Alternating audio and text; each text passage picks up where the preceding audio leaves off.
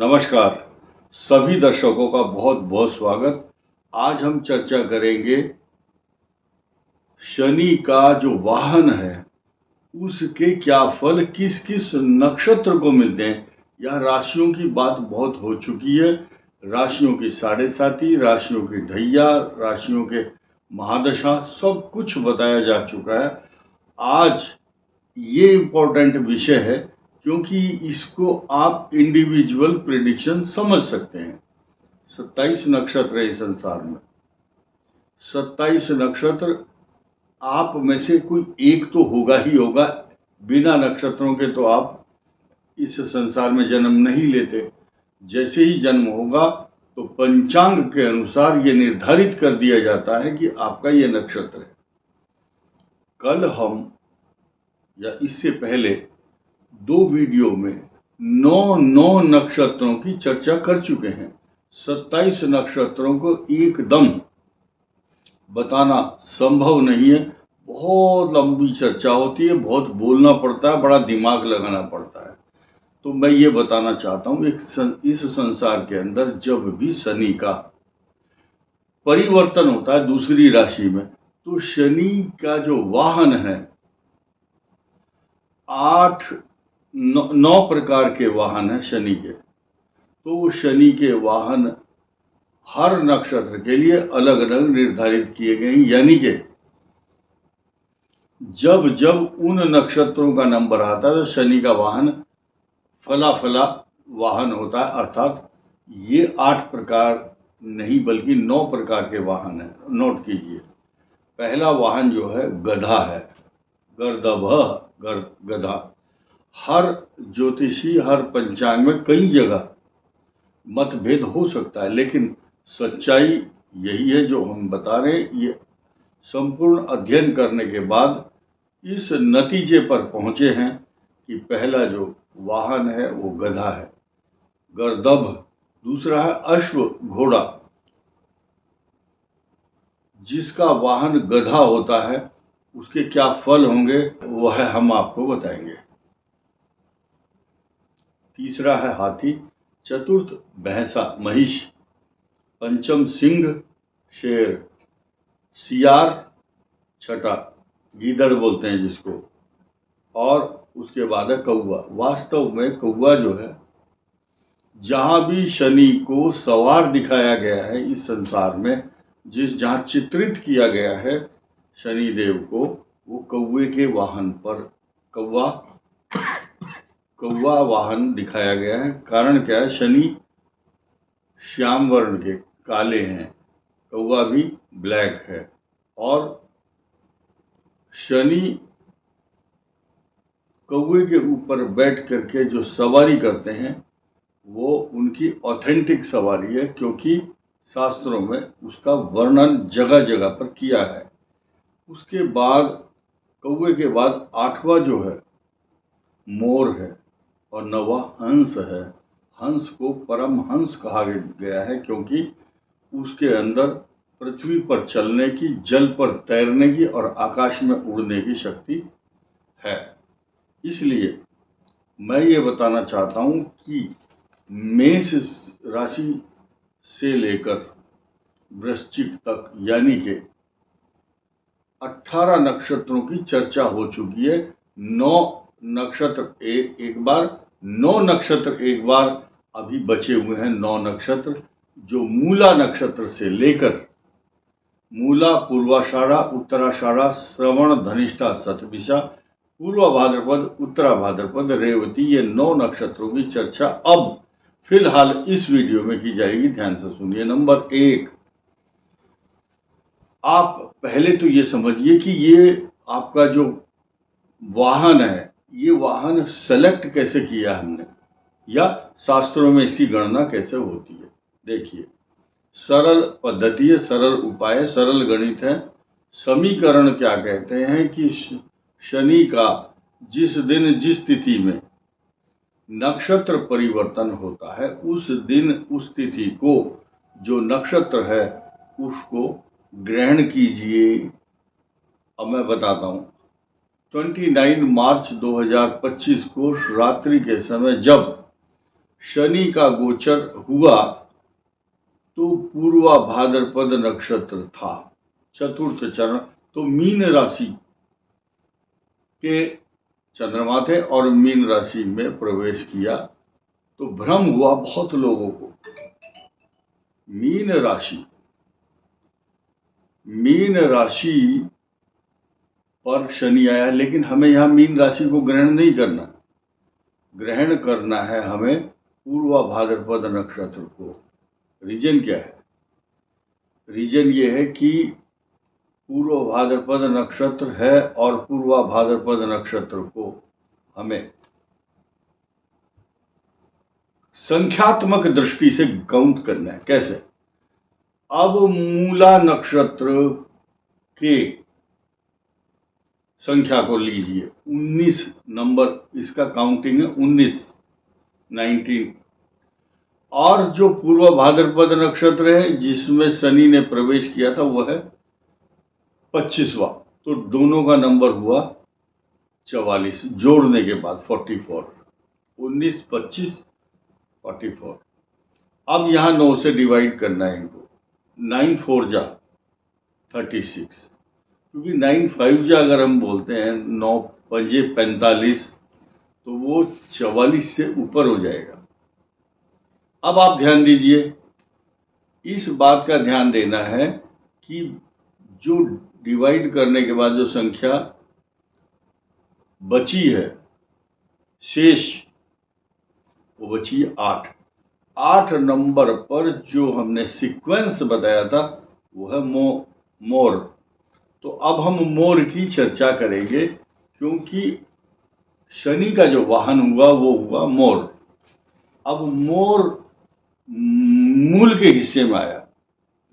अब देखिए, मैं कल से ऑब्जर्व कर रहा हूं, मेष सिंह धनु इन तीनों पर ढैया और 7.5 भी है, लेकिन अब वाहन की दृष्टि से देखा जाए तो इनकी मौज है। किसी का वाहन हंस है, किसी का मोर है और किसी का अलग अलग इसमें बताया गया है। और मेष राशि के लिए भी, सिंह के लिए भी, धनु के लिए भी ऐसी स्थिति में ये बात उस समय झूठी हो जाती है जब कुछ लोग मेष सिंह धनु को डराते हैं।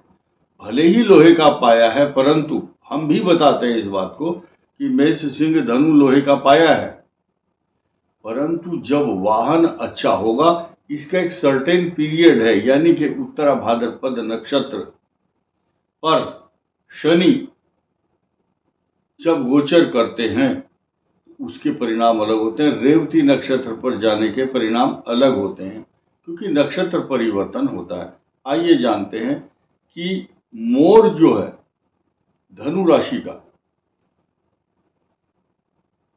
यानी कि मूला नक्षत्र का वाहन बन जाता है। तो जब मोर वाहन होता है तो ये क्या फल देता है, नोट कीजिए। मोर का जो स्वभाव है वो बादलों को देखकर खुश होता है और उसके शीश पर ध्वजा रहती है, उसके पंख बड़े सुंदर होते हैं, मनमोहक भी होता है, ठीक मोर के समान। और मोर को भगवान श्री कृष्ण बहुत प्रेम करते हैं और उनकी जो पंख है, उनका उसकी जो ध्वजा है मयूर पंख, अपने शीश पर रख लेते हैं। यानी कि भगवान को जो प्रिय है वो मोर है। किसका? शनि का। तो धनु के लिए इसके परिणाम 3 जून धनु के लिए ना कह करके हम कहेंगे, परिभाषा एक ही है, लेकिन मूल नक्षत्र की बात करें, सिर्फ मूल की, ये अच्छा रहेगा 3 जून 2027 तक। अब आइए पूर्वाषाढ़ा नक्षत्र। पूर्वाषाढ़ा नक्षत्र जो है, इसके लिए हंस की सवारी है, क्योंकि अगर डिवाइड करने के बाद 0 बचता है तो उसको 9 के अंक ही माना जाएगा, शास्त्रों का नियम है। तो हंस जो है, हंस की सवारी बहुत सुखद है, यानी कि चारों तरफ से पूर्वाषाढ़ा नक्षत्र के लिए सुख, समृद्धि, रिद्धि, सिद्धि और समृद्धि की वृद्धि निरंतर होगी। मान सम्मान, पैसा, अलंकरण, भूमि, भवन, वाहन, सवारी, प्रॉपर्टी, पैसा, जायदाद सब कुछ मिलेगा। उसके पीछे कारण क्या है? इनकी जन्म के समय पूर्वाषाढ़ा नक्षत्र वालों की शुक्र की दशा रही होगी। उसके बाद सूर्य, चंद्र, मंगल, राहु इनकी दशाओं का क्रम चल रहा है। बृहस्पति की दशा जिनकी चल रही है उनके लिए आनंदित होने का समय है, और जिनकी शनि की महादशा है उनके लिए भी शुभ, बुध की दशा उनके लिए भी शुभ। और इससे पहले जो भी दशाएं अच्छे परिणाम, किस भाव में कौन सा ग्रह बैठा है उसके अनुसार फल प्रदान करेंगी। अब आइए उत्तराषाढ़ा नक्षत्र। उत्तराषाढ़ा नक्षत्र के लिए जो वाहन है वो गधा है। गधा, गर्दभः। गधे की ड्यूटी कैसी होती है उसके अनुसार उत्तराषाढ़ा नक्षत्र को प्रतिफल प्राप्त होंगे। गधा पूरे दिन मेहनत करता है, विश्राम भी करता है, उसके बाद फिर काम में जुट जाता है। और गधा जितना परिश्रम करेगा उतना ही लाभ होगा, यानी कि ईंट या रेत वजन ढो करके ले जाएगा जहां पर गंतव्य से, उसके बाद वापस आएगा, फिर वापस आकर के दोबारा वजन ढोएगा। ठीक इसी प्रकार गधे की तुलना परिश्रम से की गई है। गधा शब्द, वो व्यक्ति गधा नहीं है। कभी कुछ लोग गलत अनुमान ना लगाएं। गधा वाहन है, और किसका वाहन है? शनि देव का। ये संख्यात्मक दृष्टि से हमने खुलासा कर दिया कि वाहन के निर्णय किस प्रकार किए जाते हैं, कितनी संख्या जोड़ने से। अब आया उसके बाद श्रवण नक्षत्र। श्रवण का घोड़ा है, राशि मकर है। देखिए, उत्तराषाढ़ा नक्षत्र कष्टकारक है और घोड़े के लिए फल अलग है। घोड़ा शत्रुओं पर विजय प्राप्त करता है। विजय यात्रा, विजय रथ रुकने वाला नहीं है। आप भूमि, भवन, वाहन, सवारी, प्रॉपर्टी, पैसा, जायदाद सब कुछ प्राप्त करेंगे। ये बात हम धनु राशि के वीडियो में बता चुके हैं, लेकिन यहाँ नक्षत्रों में डिफरेंस है। ये शीशे की तरह साफ हो जाती है बात। राशि मकर है, उत्तराषाढ़ा के लिए अलग, ये सौतेला व्यवहार जैसी बात कह सकते हैं हम। क्यों? क्योंकि वाहन बदलने से प्रिडिक्शन चेंज हो रहा है। अब आइए, श्रवण नक्षत्र के लिए घोड़ा, अश्व, विजय यात्रा 3 जून 2027 तक रुकने वाली नहीं है। उसके बाद अब आया धनिष्ठा। अब धनिष्ठा नक्षत्र क्या है? आधा मकर पर है और आधा कुंभ पर है। पूर्वार्धम मकरम, उत्तरार्धम कुंभ, यानी कि राशि अलग अलग है, नक्षत्र एक ही है। अब आप दोनों राशि वाले हिसाब लगाइए। हाथी, हाथी जिसकी सवारी है यानी कि शनिदेव, तो आशा के विपरीत, अगर जो एक्सपेक्टेशन है, जिस प्रकार की आप आशा करके चल रहे हैं कि ये फल प्राप्त होगा, उतना फल प्राप्त नहीं होगा। और आपकी जो अभिलाषाएं, इच्छाएं, अपेक्षाएं रहेंगी, इसलिए दुख होता है। यानी कि आशाओं के विपरीत अगर परिणाम आता है तो दुख तो होगा। जिस बच्चे की एक्सपेक्टेशन है मैं 80% या 90% से ऊपर ज़्यादा नंबर लाऊंगा और वो 60% लाता है, तो ये दुख की बात है। इसलिए अधिक परिश्रम करने के बाद ही आपको सफलता प्राप्त होगी। ये चुनौती है आपके लिए, क्योंकि शनिदेव का वाहन हाथी है धनिष्ठा के लिए। अब आया शतभिषा। शतभिषा की जो सवारी है वो है भैंसा।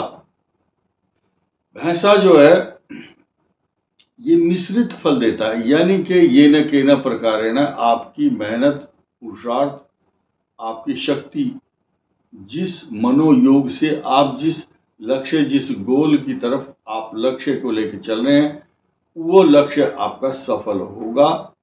और कभी कभी बहुत ज़्यादा मेहनत करने के बाद भी आप गंतव्य पर पहुंच जाएंगे, वहाँ सफलता नहीं मिलती है, लेकिन निराशा नहीं मिलेगी। ये भी ग्रह नक्षत्र बताते हैं। जब भैंसे के ऊपर सवार शनि होते हैं तो ये अच्छे परिणाम इसलिए क्योंकि यमराजस्य सहोदरः, यमराज के भाई हैं शनिदेव, और भैंसे की सवारी यमराज भी करते हैं, शनि भी करते हैं। इनके 9 वाहन हैं शनिदेव के। अब अगला वाहन जो नक्षत्र के मुताबिक पूर्वा भाद्रपद नक्षत्र है। अब पूर्वा भाद्रपद नक्षत्र के दृष्टि से अगर देखा जाए तो इनका नक्षत्र का वाहन शनिदेव का इनके लिए सिंह, शेर है। और शेर के जो परिणाम हैं वो शेर के परिणाम इस प्रकार है, यानी कि शेर जो है राजा होता है, यानी कि आप राजाओं की तरह आचरण करेंगे, राजाओं के समान सुख, राजाओं के समान वैभव, राजा के समान आपका आभा मंडल, कीर्ति और कांति, कीर्ति पताका फैलती है तथा शत्रु आपके सामने टिक नहीं पाता, शत्रु पराजित हो जाता है। और इसका मतलब ये हुआ कि पूर्वा भाद्रपद नक्षत्र वाले 3 जून 2027 तक शनि का जो वाहन है शेर होने के कारण आप शेर की सवारी करते रहेंगे, आपको पराजय नहीं मिलेगा। इसके बाद आया नक्षत्र पूर्वा भाद्रपद के बाद उत्तरा भाद्रपद। इनकी जो सवारी है वो है इनके लिए शनि की सवारी सियार, यानी कि जब उत्तरा भाद्रपद नक्षत्र का जो गणित है वो ये दर्शाता है कि शनि सियार के ऊपर, और सियार का जो फल है वो ऐसा है कि अप्रिय, यानी कि जिस प्रकार की ध्वनि जंगल में सियार करता है, गीदड़ जब बोलता है तो गांव के आसपास अच्छे शगुन नहीं होते, अप्रिय सूचनाएं आती हैं। जिसके भी फोन आएंगे, किसी मृतक की सूचना, किसी के एक्सीडेंट की, किसी की बीमारी की, कोई फेल हो गया, किसी की झगड़ा हो गया, किसी का तलाक हो गया, इस प्रकार के ज्यादातर समाचार, अप्रिय समाचार कह सकते हैं, मिलते हैं। क्यों मिलते हैं? क्योंकि सियार वाहन है शनिदेव का, और ग्रह नक्षत्रों के अनुसार भी अगर देखा जाए तो उत्तरा भाद्रपद नक्षत्र के ऊपर इस समय शनि विराजमान है स्वयं, और सियार की सवारी के साथ है। उसके पश्चात आता है रेवती नक्षत्र। इसका जो वाहन है वो है कौवा, और कौवा ऐसा बताया गया कि जब आपके द्वार पर कौवा बोलता है तो अतिथि के आगमन की सूचना भी देता है, लेकिन कौवा पितृ दोष का सूचक भी है। आपके पितृ जो हैं, पितरों के लिए सफेद वस्तुएं दान करना शुभ है, खास तौर से अमावस्या को। और साथ ही साथ ये जो कौवा है, कौवा वाहन है जब शनि का, और रेवती नक्षत्र के लिए 3 जून 2027 तक ये अच्छे परिणाम इसलिए भी नहीं देगा क्योंकि शनि जो है रेवती नक्षत्र पर भी परिभ्रमण करेंगे 3 जून 2027 तक। और कुल मिलाकर के ये जो पोजीशन है, मीन राशि के हिस्से में 2.25 नक्षत्र आते हैं, रेवती, उत्तरा भाद्रपद और पूर्वा भाद्रपद नक्षत्र का चतुर्थ चरण। इसलिए इन 2.25 नक्षत्रों के लिए अच्छे परिणाम नहीं रहेंगे। इस वीडियो में इतना ही। धन्यवाद। नमस्कार।